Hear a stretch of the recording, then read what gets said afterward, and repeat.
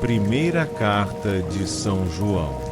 O que era desde o princípio, o que temos ouvido, o que temos visto com os nossos olhos, o que temos contemplado e as nossas mãos têm apalpado no tocante ao Verbo da vida. Porque a vida se manifestou, e nós a temos visto. Damos testemunho e vos anunciamos a vida eterna, que estava no Pai e que se nos manifestou. O que vimos e ouvimos nós vos anunciamos, para que também vós tenhais comunhão conosco. Ora, a nossa comunhão é com o Pai e com o seu Filho Jesus Cristo. Escrevemo-vos estas coisas para que a vossa alegria seja completa. A nova que dele temos ouvido e vos anunciamos é esta: Deus é luz e nele não há treva alguma. Se dizemos ter comunhão com ele, mas andamos nas trevas, mentimos e não seguimos a verdade. Se, porém, andamos na luz como ele mesmo está na luz, temos comunhão recíproca uns com os outros, e o sangue de Jesus Cristo, seu Filho, nos purifica de todo o pecado. Se dizemos que não temos pecado, enganamo-nos a nós mesmos, e a verdade não está em nós. Se reconhecemos os nossos pecados, Deus aí está, fiel e justo para nos perdoar os pecados e para nos purificar de toda iniquidade. Se pensamos não ter pecado, nós o declaramos mentiroso e a sua palavra não está em nós.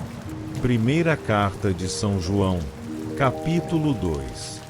Filhinhos meus, isto vos escrevo para que não pequeis. Mas, se alguém pecar, temos um intercessor junto ao Pai, Jesus Cristo, o justo. Ele é a expiação pelos nossos pecados, e não somente pelos nossos, mas também pelos de todo o mundo. Eis como sabemos que o conhecemos, se guardamos os seus mandamentos. Aquele que diz conhecê-lo e não guarda os seus mandamentos é mentiroso e a verdade não está nele. Aquele, porém, que guarda a sua palavra, nele o amor de Deus é verdadeiramente perfeito. É assim que conhecemos se estamos nele. Aquele que afirma permanecer nele, deve também viver como ele viveu. Caríssimos, não vos escrevo nenhum mandamento novo, mas sim um mandamento antigo, que recebestes desde o princípio. Esse mandamento antigo é a palavra que acabais de ouvir. Todavia, eu vos escrevo agora um mandamento novo, verdadeiramente novo, nele como em vós, porque as trevas passam e já resplandece a verdadeira luz. Aquele que diz estar na luz e odeia seu irmão jaz ainda nas trevas. Quem ama seu irmão permanece na luz e não se expõe a tropeçar. Mas quem odeia seu irmão está nas trevas e anda nas trevas, sem saber para onde dirige os passos. As trevas cegaram seus olhos. Filhinhos, eu vos escrevo, porque vossos pecados vos foram perdoados pelo seu nome. Pais, eu vos escrevo, porque conheceis aquele que existe desde o princípio. Jovens, eu vos escrevo, porque vencestes o maligno. Crianças, eu vos escrevo, porque conheceis o Pai. Pais, eu vos escrevi, porque conheceis aquele que existe desde o princípio. Jovens, eu vos escrevi, porque sois fortes e a palavra de Deus permanece em vós, e vencestes o maligno. Não ameis o mundo nem as coisas do mundo. Se alguém ama o mundo, não está nele o amor do Pai. Porque tudo o que há no mundo, a concupiscência da carne, a concupiscência dos olhos e a soberba da vida, não procede do Pai, mas do mundo. O mundo passa, com as suas concupiscências, mas quem cumpre a vontade de Deus permanece eternamente. Filhinhos, esta é a última hora. Vós ouvistes dizer que o anticristo vem. Eis que já há muitos anticristos, por isso conhecemos que é a última hora. Eles saíram dentre nós, mas não eram dos nossos. Se tivessem sido dos nossos, ficariam certamente conosco. Mas isso se dá para que se conheça que nem todos são dos nossos.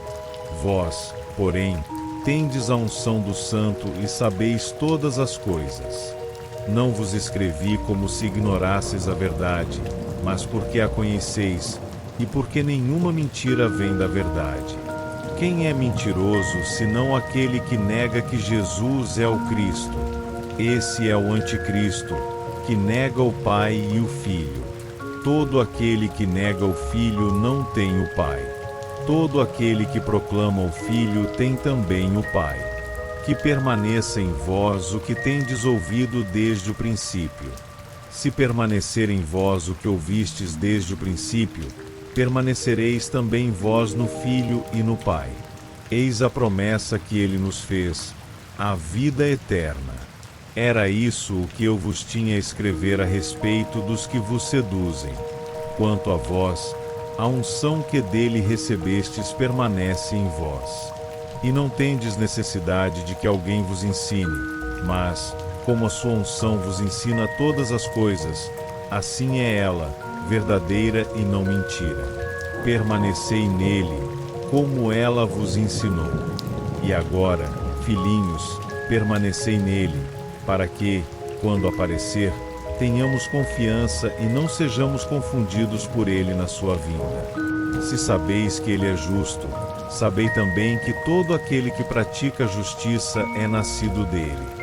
Primeira carta de São João 3.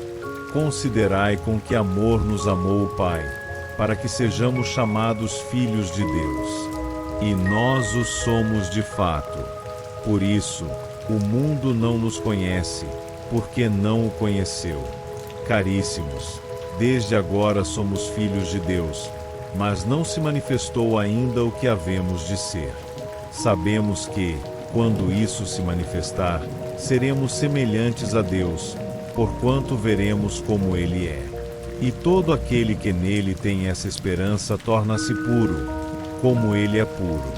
Todo aquele que peca transgride a lei, porque o pecado é transgressão da lei. Sabeis que Jesus apareceu para tirar os pecados, e que nele não há pecado.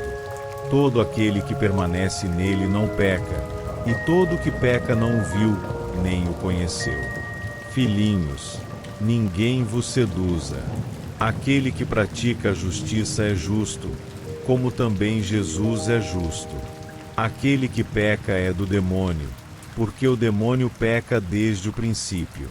Eis porque o Filho de Deus se manifestou, para destruir as obras do demônio. Todo o que é nascido de Deus não peca, porque o germe divino reside nele, e não pode pecar, porque nasceu de Deus.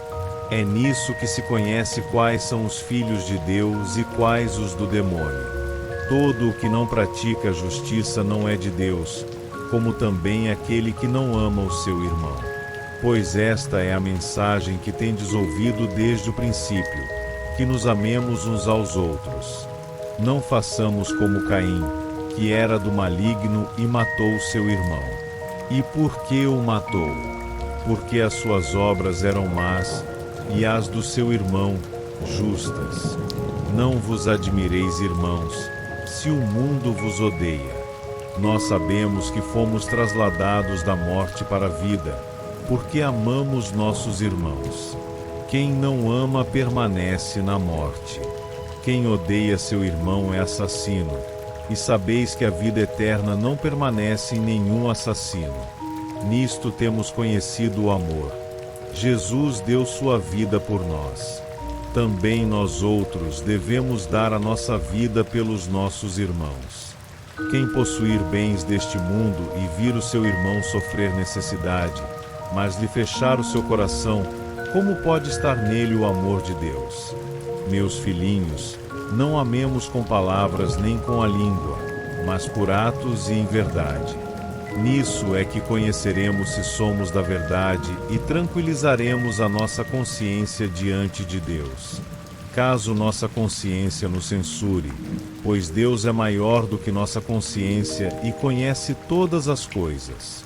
Caríssimos, se a nossa consciência nada nos censura, temos confiança diante de Deus.